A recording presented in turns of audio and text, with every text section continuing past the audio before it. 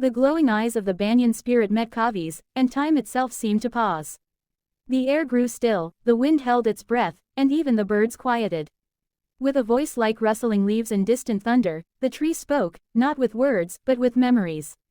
And in the misty air around them, images began to form. They shimmered like dreams. Children laughing, drums beating, and villagers gathered beneath the same great tree, offering flowers and lighting lamps. It was the grove, long ago, alive with joy, songs, and prayers. It was.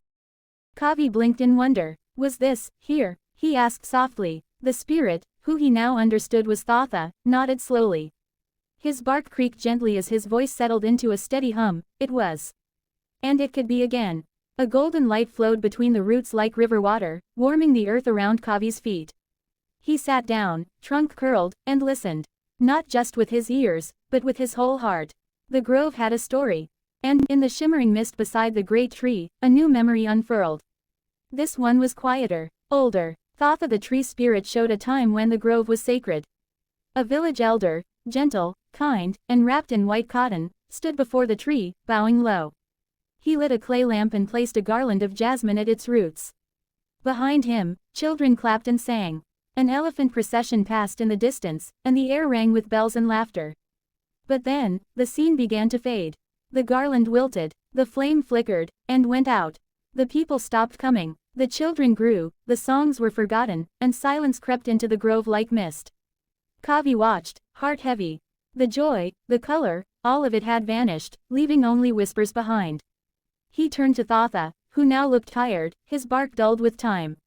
Why did they stop coming? Kavi asked. The breeze answered in Thotha's voice. They forgot.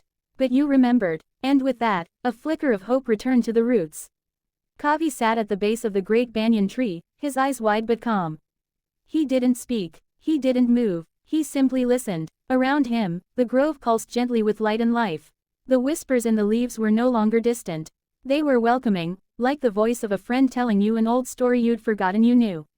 The ground beneath him was soft with moss, and the air was warm like a lullaby. His trunk rested lightly on a swaying root, and for the first time, Kavi felt like he belonged not just in the grove, but to it. From above, Meenu the Kingfisher watched silently. From above, Meenu the Kingfisher watched silently. She didn't scold or chirp this time. She saw the change in Kavi's eyes, the stillness, the respect, and it softened her feathers. He's listening, she whispered to herself. Thotha, glowing softly now, let out a slow exhale, a wind that rustled through the vines like a sigh of relief. In that moment, the grove wasn't alone anymore. Kavi had heard its heart. Just as the wind settled and the whispers hushed, a gentle rustle came from above. Slowly, gracefully, a shimmering shape uncoiled from a branch draped in hanging roots. It was Paambu, the guardian of the grove. Her scales shimmered like the backwaters at dusk, rippling with greens and golds. Around her neck hung a tiny charm made of tulsi beads that jingled softly as she moved. Kavi looked up in awe, but didn't move. He remembered to stay still, to listen. Paambu glided down the trunk of Thotha like silk over bark, her golden eyes watching Kavi not with suspicion, but with curiosity and trust.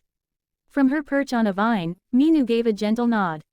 The guardian had arrived, and Kavi had been found worthy of meeting her. The grove, once silent and hidden, was beginning to gather its keepers again. Welcome, little one, whispered Paambu in a voice like wind through grass. In the hush that followed, Thotha the tree spirit and Paambu the snake guardian turned to Kavi. Their voices didn't boom or echo. They flowed like the river, soft, steady, ancient. Golden vines curled in the air, weaving glowing words that shimmered in Malayalam script. They didn't need to be read, they were felt. The grove was asking for something, gentle but urgent.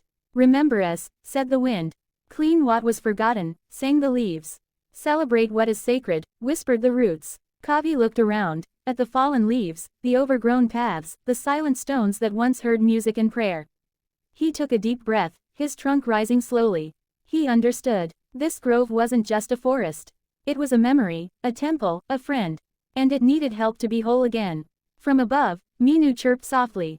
A promise was forming, not spoken yet, but rising like the sun behind the trees.